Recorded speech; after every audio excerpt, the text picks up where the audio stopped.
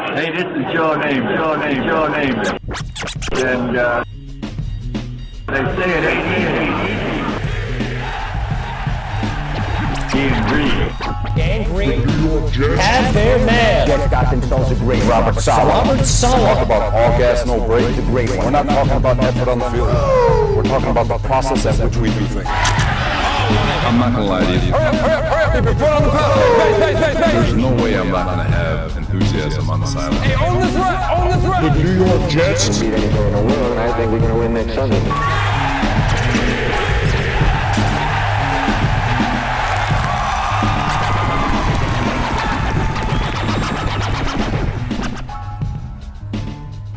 Hello, everybody, and welcome to the latest edition of the Ain't Easy Being Green podcast, broadcasting to you live from Las Vegas, Nevada.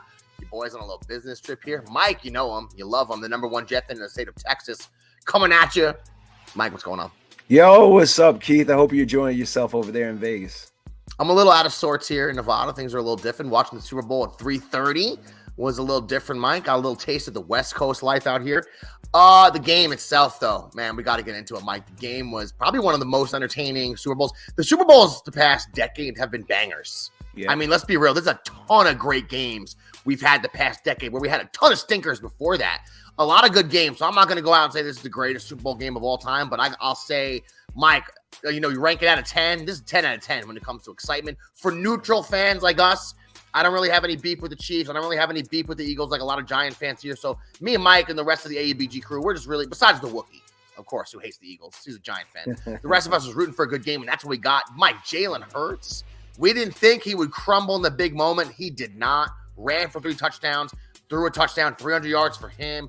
I think that turnover was kind of the turning point in the game. But our boy, Patrick Mahomes, now I feel bad because I shouldn't have doubted him.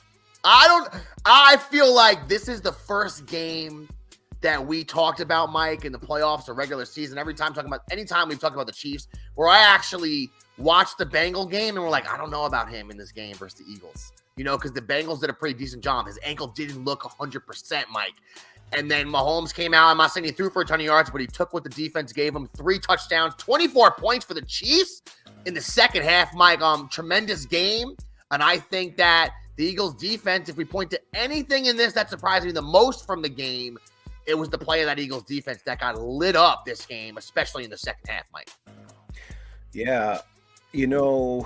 Unfortunately, in games like this, you could be lights out the way Jalen Hurts was.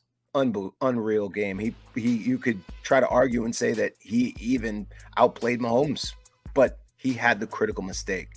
And the Chiefs defense, got on top of it and executed. And to your point, the Eagles defense, they just didn't find opportunities. They didn't force their will and their dominance on the offensive line and on a hurt Patrick Mahomes. Because make no mistake, Patrick Mahomes was not 100%. Not 100%. And he still was going and making those runs, still putting his body out there. He's a football player, and that's what he did. And there's a lot of narratives out there about the holding call in fourth quarter on Juju Smith-Schuster. The truth is, guys, the Eagles lost the game. Okay, they turned the ball over, and the Chiefs were able to capitalize on their opportunities, and they executed. And I thought at the very end, when they essentially kneeled on the ball to send the clock all the way down and then kick the field goal with 8 seconds left, it was brilliant. And hats off to the Chiefs. They were not as talented of a team as the Eagles, okay? But they were outcoached and outplayed by the best player, Patrick Mahomes. And he's showing everyone today that he's not only is he a generational quarterback and the best quarterback in the game today, but if he continues with what he's doing, he will be on the top pantheon of greatest players to ever play this game. He's 27, already has 2 Super Bowl rings, 2 Super Bowl MVPs, NFL MVP. So I loved the game overall. It was so entertaining. I was watching both teams just beasting, and hats off to the Chiefs. Yeah, you watch these games, Mike, and you just see, because I think they're arguably, pretty much most people would agree, these are the 2 best teams, I think, in the league this year. And when you see those teams play each other operating at that level, man, you just think about, I can't help but think about the Jet being in that game and what that would feel like, man. My entire life, I haven't seen it. Your entire life, you haven't seen it. Anybody younger than us, anybody younger than 50 years old doesn't remember it, to be honest. So, Mike, it's where my mind always goes, man. It was a tremendous game. I agree with you when it comes to the call at the end. Obviously, it changed things. It allowed them to run the clock down. And I think that's the biggest difference because they had a first down there instead of having to kick a field goal at that point. And I don't remember how much time was left. I think it was about a minute left, maybe, Mike, a little bit more than that. But they still would have been in field goal range. So I understand that did alter things, but it's not like the Chiefs. Butker had missed one. But I still think at that point, you can count on them to knock that field goal. And it would have probably been about a 35-yarder or 40-yarder. Then the Eagles have the ball and a chance to tie the game. I get that. Not how it went. The player, even on the Eagles, said, I did hold him. So, I mean, if you're an Eagles fan or anyone that wants to complain, you really can't say much if the guy who got flagged, I think it was Bradbury, comes out and says, look, it was a hold. What are you going to do at that point? So it's unfortunate it went that way, but I thought it was a great game. I thought Pacheco had a great game. Mike, he kind of showed out for the Chiefs. Mahomes, not like he threw for a ton of yards, Mike. He threw for, let's see what Mahomes, I think it was 184 to 182 on the day, right? But pretty efficient, 21 for 27. Spread the ball around. Mahomes just getting the ball to anyone who's open on any given play, taking what they gave him. And at the end, Mike, it just felt like the Chiefs were going to win that game in the fourth quarter. Right when the Eagles tied the game, I was like, they're going to figure out a way because that's what we've seen Patrick Mahomes and Andy Reid do. And Andy Reid's someone that I don't know if he gets as much credit as he should. 2 Super Bowls now for Andy Reid puts him in that rarefied air as a 2 Super Bowl coach. And Mike, you've mentioned this before when it comes to quarterbacks that have won multiple Super Bowls. And you, me, and a bunch of our friends the other day were debating with tremendous debate about Elway and Mahomes and all these different quarterbacks, Mike. And it was really, really, any A.B.G fan would have loved to have been in that chat because everyone was really going at it. And I do think now when you talk about multiple Super Bowl QBs, you're talking Brady, you're talking Montana probably at the top. I think Peyton Manning's up there. Mike, like you said, Elway. We were talking about all-time QBs, but multiple Super Bowl QBs. Elway has to be up there. Because he's won a couple, he got to 4 other ones, and now Mahomes. Yeah. I know people might not want to look at it that way, but like Mike mentioned it all, he is about to be 27, and he's won 2 MVPs. He's won 2 Super Bowl MVPs. He's doing this all really early in his career here. I know Brady had a lot of success early, but Mike, we know they cheated, so not right. Mahomes doesn't need Mahomes. I'm being very real, and again, I know the whole bias thing. He doesn't need 8 chips to be the best. If he gets to 5. And legit 5 chips and dominates the way he's dominating, I'll put him at the top. I mean, eye test wise, he's the best I've ever seen. And I can say that now, not even hesitate to any of you. I've never seen a quarterback do a no-look pass on a game. It's like Jordan level stuff. Like when I watched Jordan and I just would flip out on how nasty he was, eye test wise, that's what Mahomes reminds me of. You know what I'm saying? That's a great comparison. Mike, you know what? You know how there's quarterbacks that their anticipation and understanding of the play is just so superior, like a Rodgers or a Manning or a Brady. Those guys exist in one subset of quarterbacks. Then there's the quarterbacks that you'd watch them, and they're just instinctually, like you just said with Mahomes, sidearm passes, flinging it around like a Steve Young, guys like that. They just always managed to get the ball where it had to go. Mahomes is in both of those groups, where when he sits back in the pocket, he knows what he's doing. He's operating at a top level. And then when he has to get outside the pocket, we're not saying he's Michael Vick or, Lamar Jackson or anything like that, but he always manages, no matter where he's at, no matter what the arm angle is, he always manages to get the ball to someone. So, I mean, Mahomes operating on a different level, guys, and a couple Jet players from the past that continually operated on a different level throughout their career was Darrelle Revis and Joe Klecko, Mike. 2 new minted Hall of Famers, 2 Jet Hall of Famers, guys. I want to say, Jet fans and Jet Nation, we don't get a lot of nights or times to be proud. Unfortunately, guys, let's just be real. We don't have a lot of those times, right? And we got one of those this past week. We got one of those nights this past week where the Jets kind of shine. The Jets of the past shine, Mike, and a couple of Jets here for the future shine. In Sauce Gardner, in Garrett Wilson. We're going to get into those boys in a moment. But, Michael, Darrelle Revis, I know a player near and dear to both our hearts. Probably, I would say, in my life. Now, Joe Klecko played in my life also. We're going to get to him in a moment. But he stopped playing when I was about 7 or 8 years old. So, as an adult, I think the best players I've ever seen play on the Jets, only one guy can be in the conversation with Revis, and that's Curtis Martin. No one else is even in the conversation. I mean, that's it. It's just Darrelle Revis and Curtis Martin in my life. That is the two best Jets of pretty much my entire life, my adult life. Mike, do you agree? Yeah, Darrell. And I can't wait for us to show some of the videos that we've made. And while I was making the Darrell one, I got misty.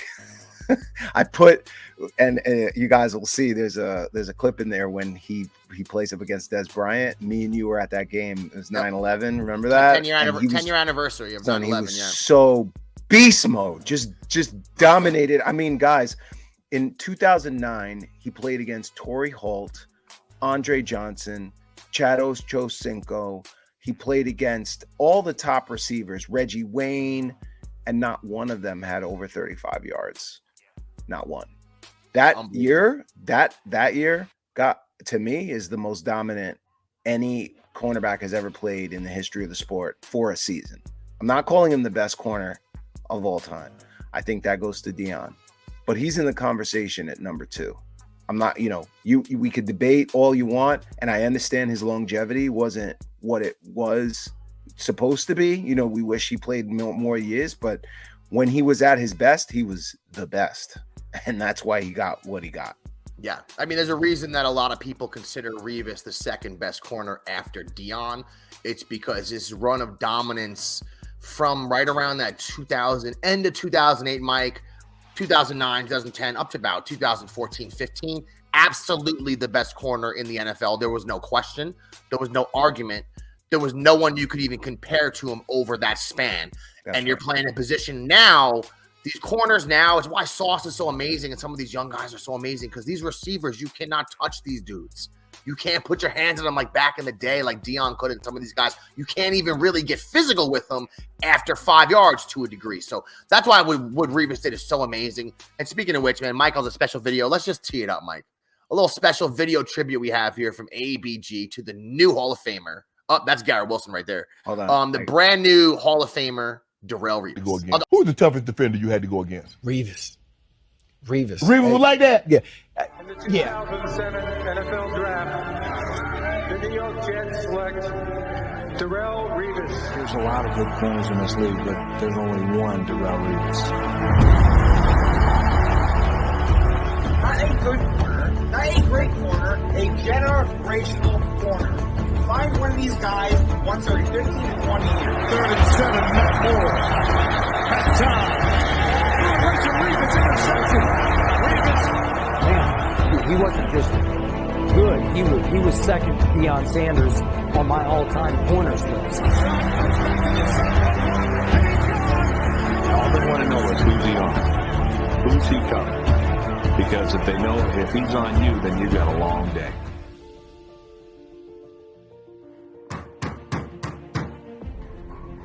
What's up? Welcome to Canberra, class of 2023, by the way. Hey, man. Alan Cooper repping, boy. This is Alan Cooper, boy. Appreciate yes, sir. Look at me, man. Yeah. I ain't want no sugar. I don't want no cheese, no butter. No world. Oh, man. Tom, man, I appreciate it so much.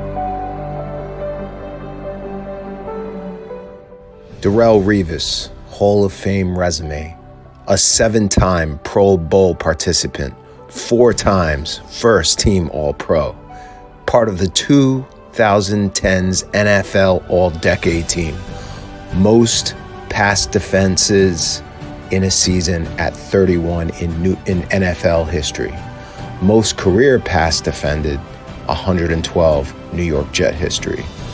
Per Pro Football Focus, quarterbacks had a passer rating of 65.6 when targeting Darrelle Revis. The average was 79.2. They threw more interceptions, 29, than touchdowns, 24, on 145 games played. His lockdown nature earned him the right of the nickname Revis Island. He played 8 seasons with the New York Jets, who picked him number 14 overall in 2007 out of the University of Pittsburgh.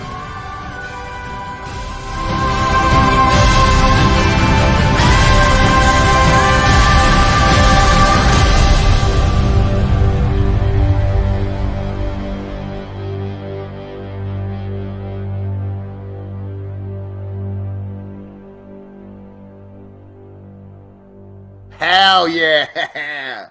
You know, you're loving that, A.B.G fans. Darrelle Revis minted in the Hall of Fame, Mike. That was tremendous. 29 interceptions in his career and only 24 touchdowns. That's as pretty much as good as it gets. 112 pass deflections as a Jet. I mean, Darrelle Revis was just operating on a different level and was probably the reason why those defenses, Mike, 2009, 2010, we had a lot of good players.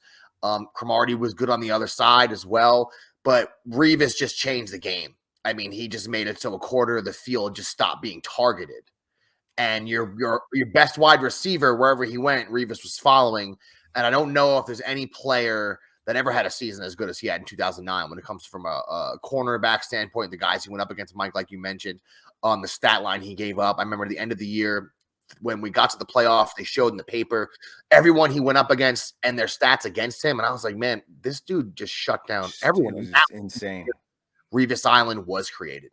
That's right. That's right. But hey, as good as that video was, Keith put something together on our boy Joe Klecko. Now, this, I have to admit, Joe it's different than Revis, because we all knew Revis was going to get in. Joe, he's been and fighting. You'll find out he should have been in a long time ago. It's long time emotional. ago. It's emotional for us because this is our boy, and he's deserved it, and he finally got it, and it's beautiful, and I love what Keith put together. Yeah, and you know what, Mike? Jet fans, I'm 42 years old, so Jet fans my age and then a little older than me. You know, when I was growing up and I first remember the Jets, now I've been going to Jet season. My dad has season tickets my whole life. So since I'm born, I've been going to Jet games. And little me, when it was still Shea Stadium, you know, Jets, I was going. And even when they transitioned over to the Meadowlands, you know, that was kind of the end of Joe Klecko's career. But my, you know, when you're young, just like the Mets, Keith Hernandez and Gary Carter, you know, and then Dwight Gooden, these are like larger than life people to me still. And that was 1986, 87, 88 when they were balling, you know, but they still mean a lot to me. And Joe Klecko is kind of the same type of player. Joe Klecko and Ken O'Brien and Freeman McNeil, Al Toon, and some of these guys from when I was growing up, they're still legends to me, you know, and Joe Klecko always was someone that I never understood why he didn't get maybe the publicity or maybe some of the respect that other players got. Because if you think about it now, and Mike, I was explaining to you, he made All-Pro at 2 positions. He made the Pro Bowl at 3 positions. Yep. So imagine an Aaron Donald next year decided to play defensive end instead of playing D tackle, and he was the Pro Bowler at defensive end. If that happened in 2023, people would be like, this is the craziest thing anyone's ever seen. He didn't just do it at 2 positions. He did it at 3 different positions. Coming from the 6th round, I mean, Joe Klecko, man, he's really something else, Mike. He also a new Hall of Famer. It took him 25 years to get in. I want to give a shout out to Howie Long, who had a lot to do with him getting in there. The Veterans Committee kind of re-examining players who, if they did what they, you know, what he accomplished in his career, if it happened now, he'd be an automatic Hall of Famer because he was so versatile and he was so great at so many spots. But guys can kind of get lost in the mix, and I kind of think Joe Klecko is one of those dudes. We'll go through some of his accolades and Revis's accolades in a moment, but let's start with this little package we have for my boy, Joe Klecko.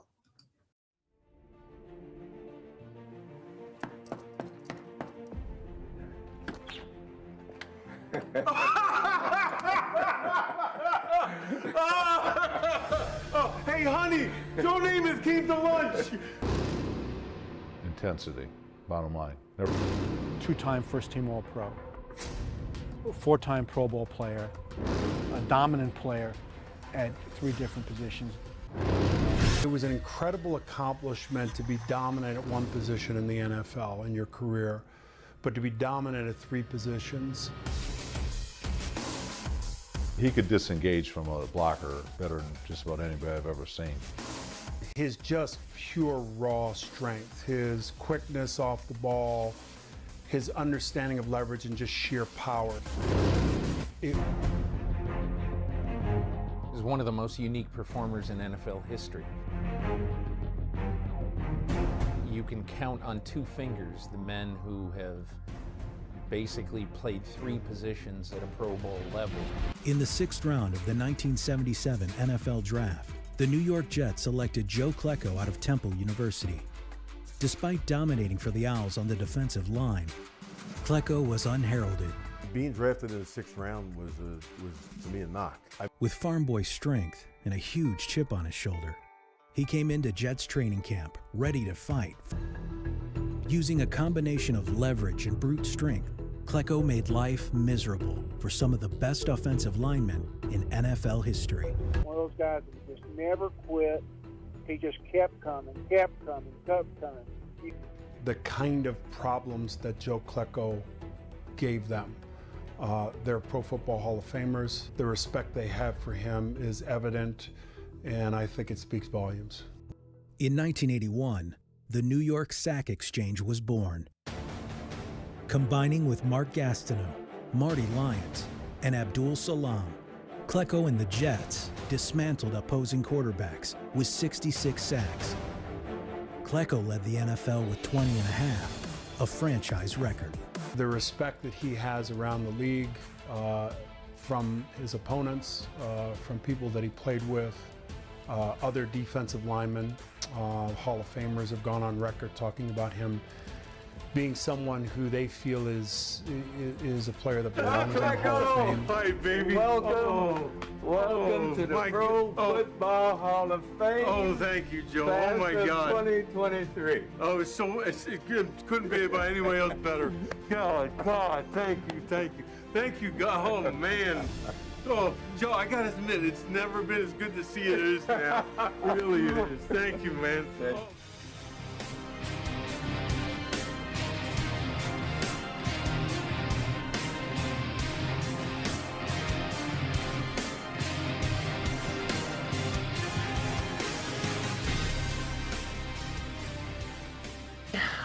All right, everybody. That was a little Joe Klecko tribute there, man. Some of the younger fans might not know how much of a baller he was, but now you do know. He's got the number retired, guys. He's getting the ring of Hall. He's in the Ring of Honor for the Jets. Now officially a Hall of Famer. Him and Revis going in the same year. We got 2 Jets going in at the same time. Yeah. And a guy like Revis, who modern day, me and you watched every single play of his career as a Jet. Every single one of them, right? And then Joe Klecko, just one of my complete childhood idols, one of the greatest players of all time. When it comes to the defensive line, both going into the Hall, Mike. We're going to have to be there, I think. Maybe we'll try to get Sam to come with us. The only thing I have a controversial feeling over is that I'm happy that Darrell got a chip, but I can't be happy the way I want to be because it was with New England.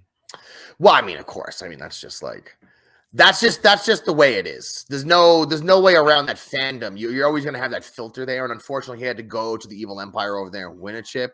And the year that they won a chip, he played great also. He did come back to the Jets. 2015, 2016, finished off, and he had 1 year with the Chiefs, but basically had his swan song here with the Jets and played pretty well. And Revis was what, 7-time Pro Bowler, like you said, full-time All-Pro.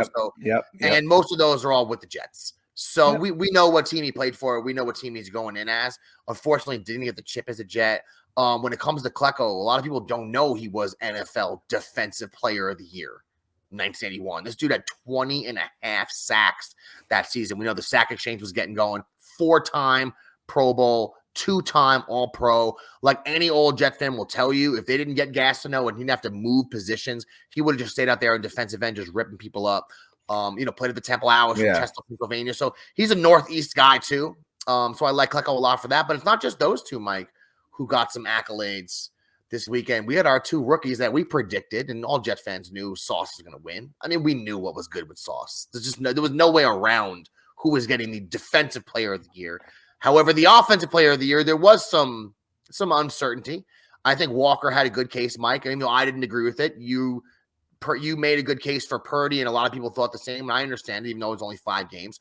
But on a full season basis, over 17 games, taking into account the quarterbacks he had to play with, I mean, I don't think anyone really compared to Garrett Wilson. And that's kind of how it shook out. The official NFL Offensive Player of the Year, Garrett Wilson, and the Defensive Player of the Year, Sauce Gardner. Only the 3rd time that has happened in 56 years, Mike.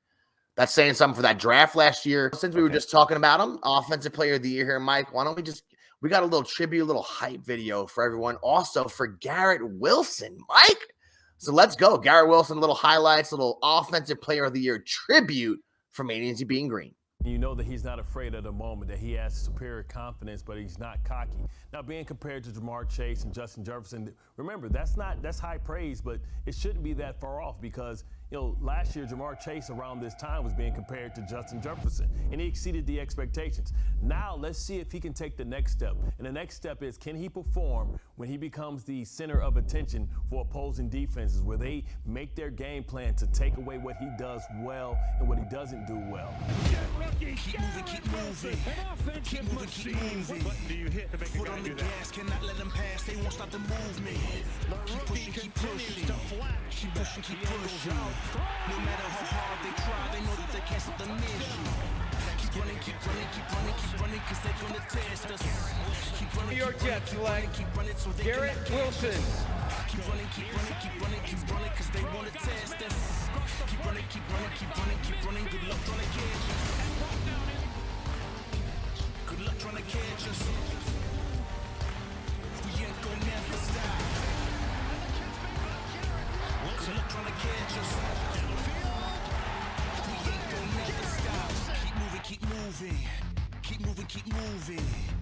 Foot on the gas, cannot let them pass. They won't stop the movement. Keep pushing, keep pushing. Keep pushing, keep pushing. No matter how hard they try, they know that they can't stop the mission. Keep running, keep running, keep running, keep running, cause they're gonna test us. Keep running, keep running, keep running, keep running, so they cannot catch us. Keep running, keep running, keep running, keep running, cause they wanna test. Keep running, keep running, keep running, keep running, good luck trying to catch us. Good luck trying to catch us. We ain't gonna never stop. Good luck trying to catch us.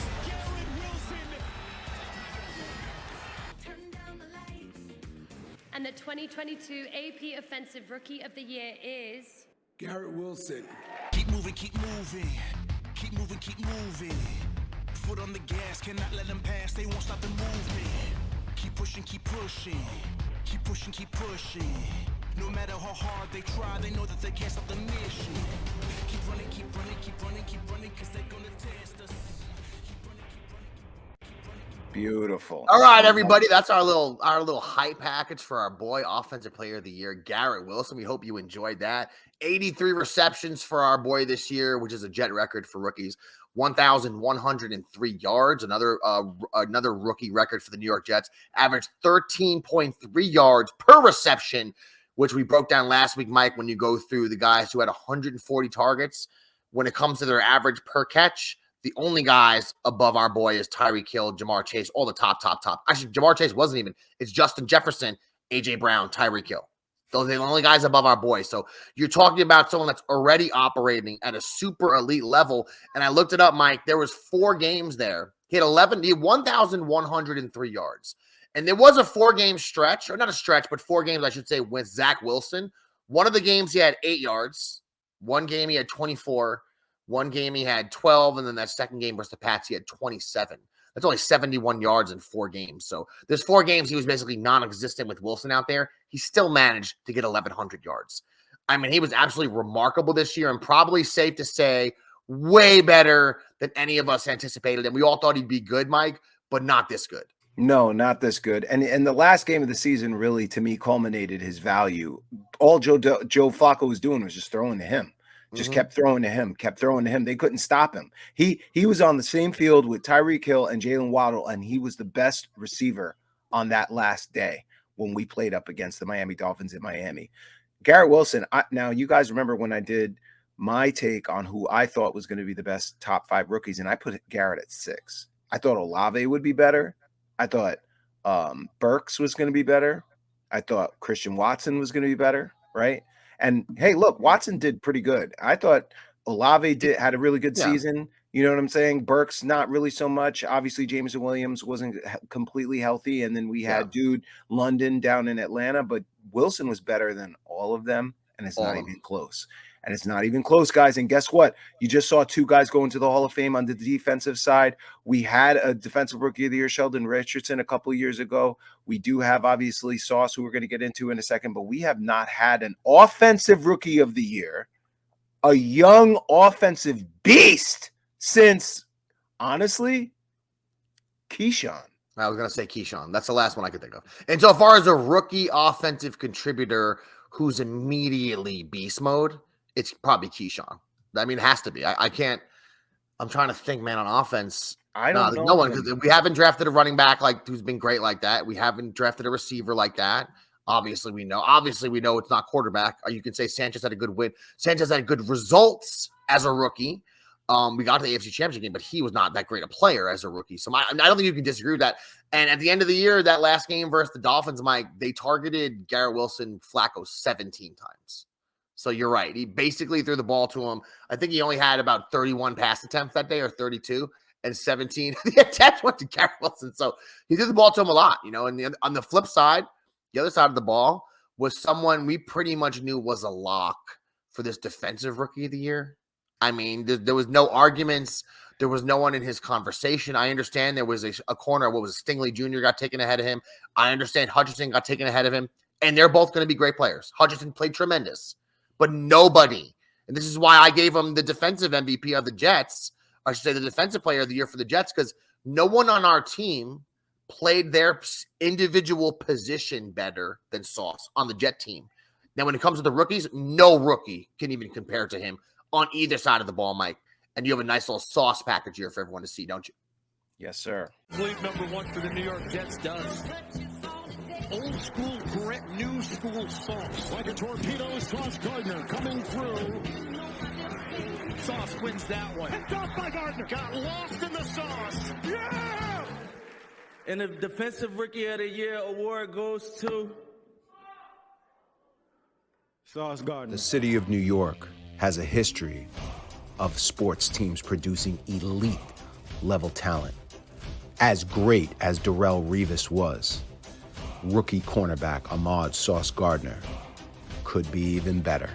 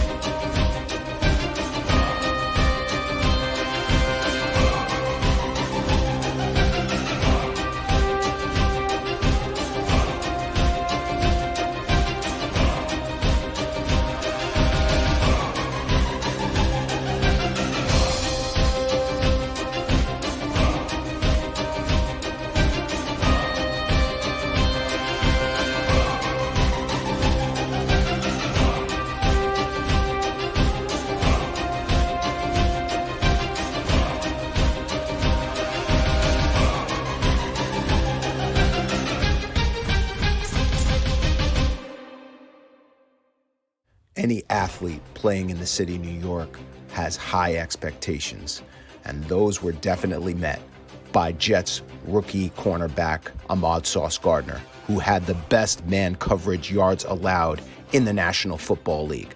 The defensive rookie of the year allowed just 54 yards in man coverage over 18 games.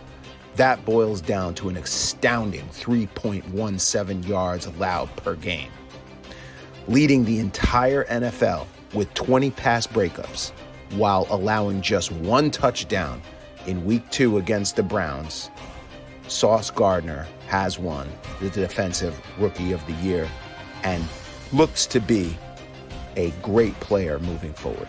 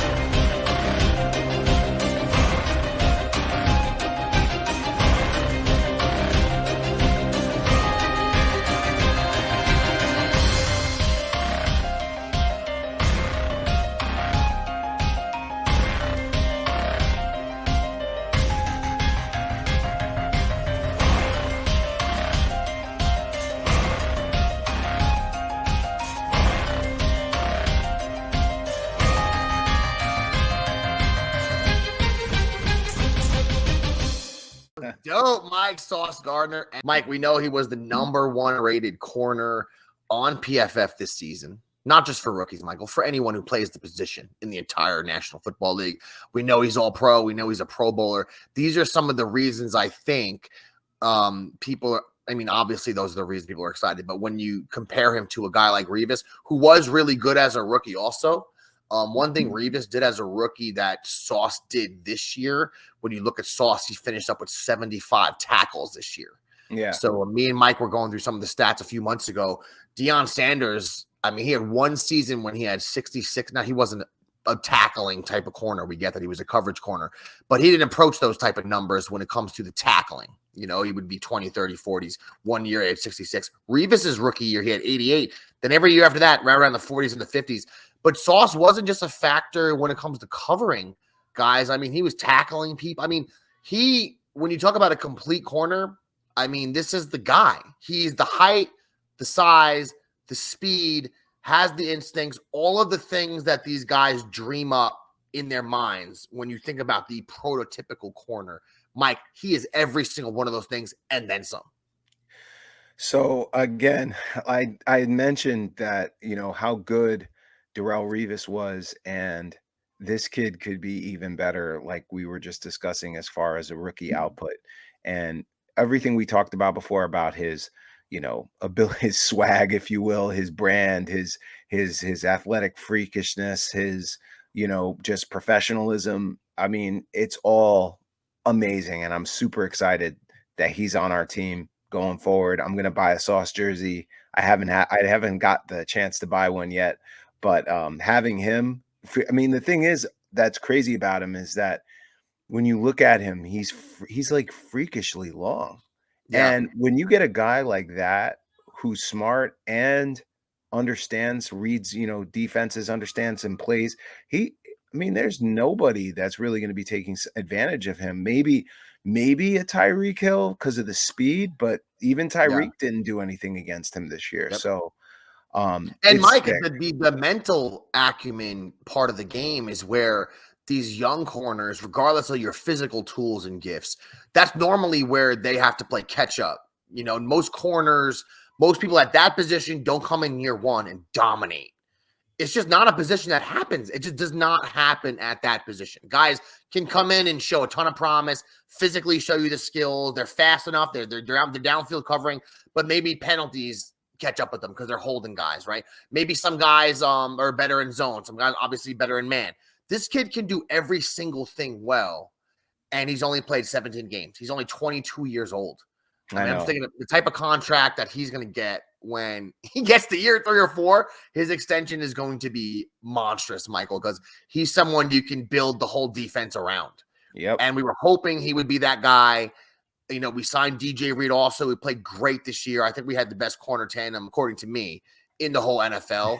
Q obviously is very special in the middle, but I mean, Sauce is he's just special. And the fact that we got him and Garrett and Breece Hall all in the same season, I mean, that's tremendous. A lot of other rookies too seem like they had a lot of promise, like Clemens, Jermaine Johnson, Max Mitchell. We're gonna be getting into those soon. And there's a bunch of Keith, I can't wait to go through a bunch of their stats with you, because you're gonna realize, oh wow, you know what? Maybe we can let go of Carl Lawson. Because that's what I wanted to get into here, Michael. That's a good segue there, because Rich Cimini, guys, if you want to go check it out on ESPN.com, go pop over to the Jets area.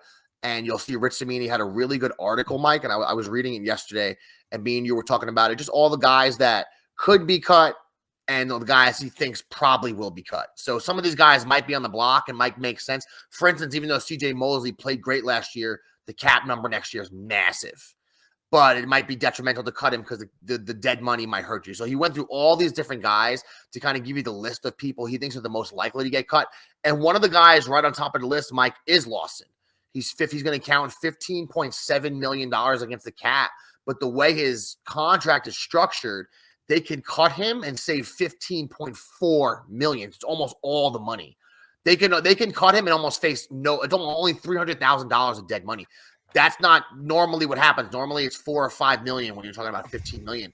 So he's someone, Mike, I think, and because of the player Jermaine Johnson, and to a degree Clemens also, they're going to expect growth from those two guys. I think Lawson's a good going to probably be a casualty here. Not that he won't come back to the Jets, maybe in a more team-friendly contract, but I don't see him back next year, Mike. I think Carl Lawson, unfortunately, I know he got hurt his first year, and he wasn't bad this year. He had 7 sacks. He had some pressures, but he played, Mike, pretty much like an average defensive end, and he's getting paid big money here. So I don't see – do you think that's someone that's likely to kind of be on the chopping block here when the Jets are talking about finances? I think they're going to look to restructure him. I don't know if they're going to straight up cut him. If they can't restructure, they're going to straight up cut him, because when you look at it from a pass rushing efficiency perspective, Michael Clemens, I think, was either ranked 26th or 27th at defensive end, and rushing the passer. Jermaine Johnson was like 36 or 37, and then Carl Lawson was like 52. I don't have the numbers in front of me right now, but those two were actually more efficient, and with more time, I think that with Huff, bringing Huff back, but the thing is, I know this coaching staff loves its pass rushers. And so I'm looking at Carl Lawson. I don't think they're bringing him back at 15.7, but if they bring it down to like 10 or 9, then I think it's doable. But it just depends if he's going to want to have his deal restructured or not. Yeah. I mean, I think it's a scenario where I think it's likely he does get cut because, like I said, they can recoup the entire amount that he'd be on the cap. But if he's not going to be able to get one of those big contracts with another team, it makes sense for him to come back to the Jets. Maybe, like I mentioned, on a team-friendly contract. A couple other guys I think are more likely to get cut. Lawson, I think, is gonna get cut. I think also Berrios, Mike, he's not in a great spot. He's going to count 8.2. He's counting $8.2 million against our cap next year. If they cut him, they could save $5 million. He's gone. A guy who averaged, he's gone. He averaged 30 yards per carry 2021, 2022, and then last year he dropped that down to 23. I don't think he was very helpful on the offensive side of the ball. We're going to have a new offensive coordinator. I don't know how valuable he'll be to Hackett. So I know Berrios, we like him a lot. I think he's talented, Mike. I think he can help a team, but not at the number they brought him back at. I didn't mind them bringing him back this year to keep that continuity because he played well. But he wasn't that much of he didn't really help the team that much this year on offense or kick returns. So I think Berrios is gone. And I think another guy that's likely is Corey Davis. Now, I know Hackett likes big receivers in his offense, but Corey Davis has played 22 of a possible 34 games here for the Jets the past 2 years. He's missed a whole bunch of games, Mike. He has about 1,000 yards in 2 seasons. That's not really what we signed up for. He's making big money. You can clear about $10.5 million off the cap if they cut him. So Cimini suggested those guys, and I agree. Those 3 guys are likely to get cut. Jordan Whitehead, Mike, I don't think, he's pretty good against the run. He had a lot of mistakes this year in coverage. And safety is probably one of our weakest spots on the defense. I mean, I don't think anyone can really argue that. So they can save about $7.5 million if they cut him. Jordan Whitehead, I'm 50-50 on him. Dwayne Brown, Mike, I think the more likely scenario, he retires.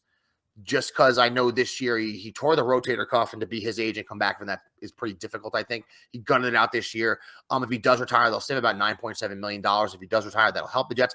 And the other guy that was on Samini's list, like I mentioned, was Mosley. He's $21.5 million on the cap, but he really is kind of the quarterback of the defense out there. Yeah. I don't see them cutting Mosley. They'll save a ton of money if they did that. I don't see that as a reality, Mike. I think what's more likely is I know Mosley likes it here. This defense looks like it could be something special. I think he's somebody they figure something out how to restructure, maybe convert some of that money into a signing bonus to save some money for the Jets next year on the cap. I don't think Mosley's going anywhere, though. CJ, he had a very good season this year. Obviously, Pro Bowl, all that. Last year was okay. He's, it's funny because if he continues to keep playing for the Jets, when it comes time for him to go into the Hall of Fame, who knows? He may come in as a Jet also, and not a Raven. Yeah, you never know. Especially if he sticks with the team, Mike, and they have a run of success here the next 2, 3, 4 years. Which is, if we do get a quarterback, it's possible.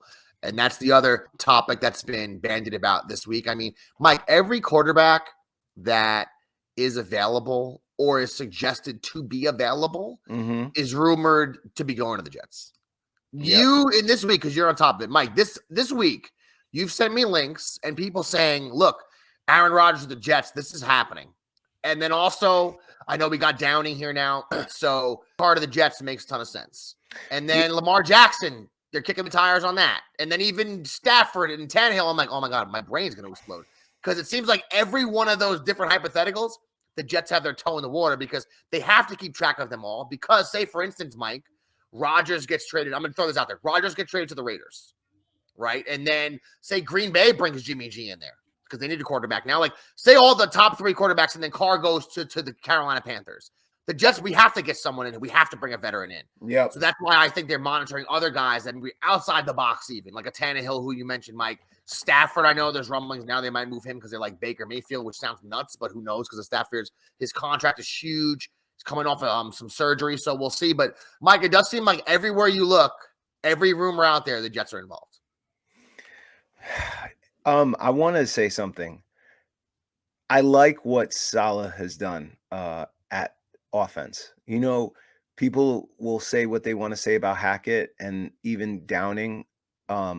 What he literally did was he took people who didn't succeed at the certain level, but they were good enough at the previous level to be promoted to the next level, right? So that means they're good at what they were doing previous. And Downing was an OC in for the Raiders, by the way. When he was with Derek Carr, 2015 through 2017, 46 games. Carr had 62.5% completion percentage, 11,000 yards, 82 touchdowns, 32 ints, with a 91.5 rating with 3 Pro Bowl appearances. That's the best stretch of his career. Yeah. So and Hackett, right? We already had a discussion with him. So he brings Hackett in, who got fired as a head coach, brings him back as an OC. We get Todd Downing, who got fired as an OC, back as a passing coordinator. I like it. I like that. And then the passing coordinator on the Titans, along with the running coordinator who's on the offensive line from the Titans. So there's synergies there that I see it. I'm like, okay. So you get a Carr, you get a Rodgers, you get a Jimmy G. You got experienced coaches that have run this offense, and you know what I'm saying? So I like what I'm seeing. And then with these quarterbacks, I mean, you could just go look at the Vegas odds, man. The Jets are like 10th, 12th, something like that. Like we have it. I mean, I'm not looking at it like, oh my God, I hope they come here. I'm looking at it like all these quarterbacks are looking at the Jets like, yo, I want to go play with Breece Hall. I want to go play with Robert Saleh and Joe Douglas. I want to have thrown to Garrett Wilson. Like New York is attractive. So we're going to see what happens. And I think Joe Douglas is going to be all over it. Guys, I've heard all types of rumors. I've heard rumors that the Jets may trade for Matt Stafford. Okay. Yeah. I've heard rumors about potentially Dak Prescott being let go and Lamar Jackson and all types of wild, theories out there. We don't know, but all I know is this. I got faith in Joe Douglas because I know his career is on the line right now. So same with Robert Saleh. And I think they're going to get it done at the quarterback position. And I'm excited to see it. Let's see how this team how he responds here.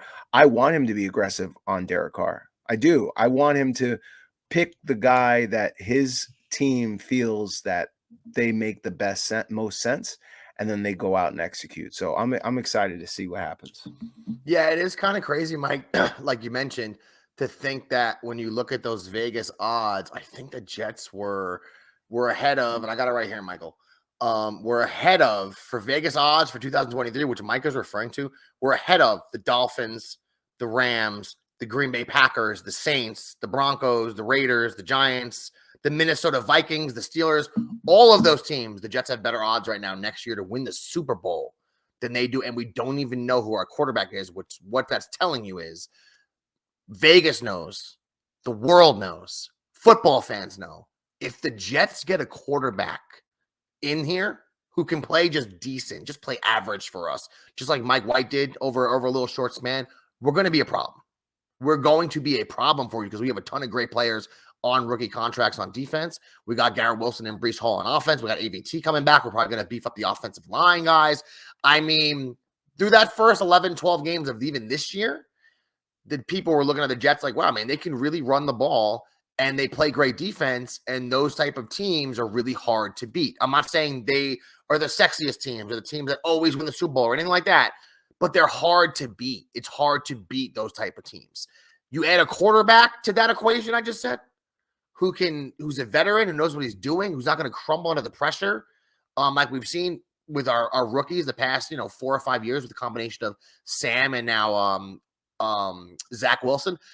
I don't know, man. We haven't seen it. We've seen Flacco's a vet, right? But Flacco's kind of at the end of the race here. He's run a marathon in his career. He's right at the end. And he would show you flashes even where he'd have 300 yards and the offense would look great. That's what Joe Flacco. No one thinks Joe Flacco's that great.